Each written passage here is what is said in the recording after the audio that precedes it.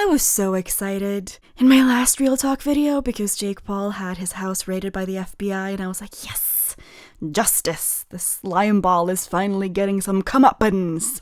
And then I read that he has had his charges dropped.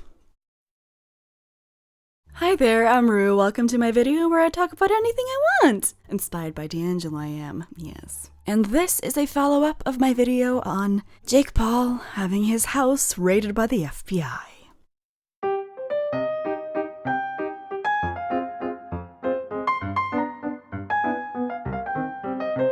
What?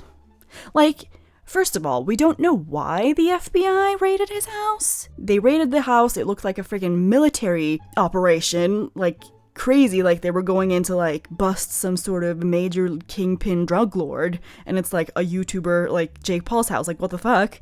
And then they come out with illegal firearms, and you know, that's basically all we know.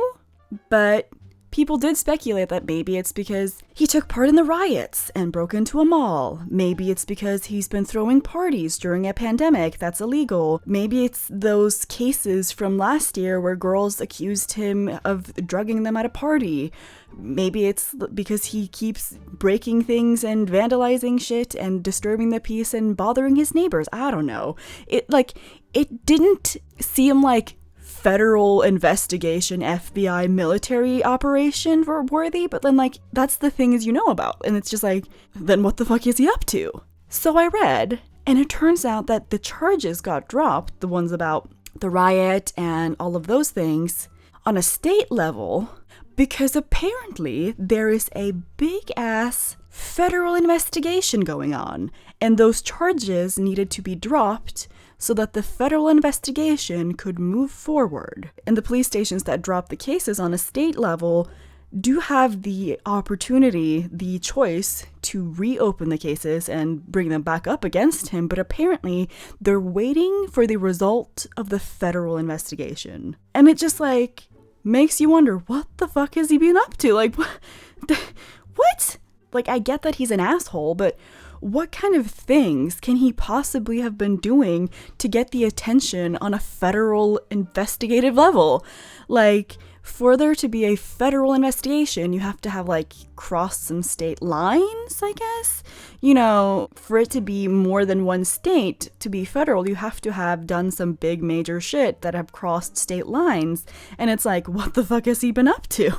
It did make me think of that case from last year. You know, the one where Jake Paul threw a party for a rapper, a birthday party, and then after the party, 8 girls came out and said that they had been drugged at the party. And the nightclub promoter has in the past been arrested for charges relating to kidnapping, pimping, battery, and robbery. Even though that case was dropped eventually, it's pretty shady that you have a nightclub promoter that has been arrested on suspicion of trying to recruit women into prostitution and drugging them and kidnapping them and pimping them out and beating them. And then he helps you throw a party and 8 girls say that they were drugged and they had to be taken to the hospital. If those girls were from different states, that would make it a federal crime, wouldn't it? If those girls were lured from different states and basically trafficked, if they had been paid for, traveled into this party, and then drugged or something, then that would make it a federal crime, wouldn't it? I'm unsure, but I think so. And that makes me wonder, like, is it something like that? Like, a lot of people are flirting with the idea that he might be like some big kingpin drug lord, but then again, like, he doesn't really have to be a drug lord. Like, he doesn't have to sell drugs to make money, and it's not that I think it's, like, beneath him and that he wouldn't do it. I just think that why bother? So I don't think it's that, even though people are flirting with that. It makes you wonder what it is that he did, right? It's crazy. Do comment below if you know anything about this, because this is just all kinds of mysterious, isn't it? I would find it so annoying, though, if it turns out it's, like, mail fraud.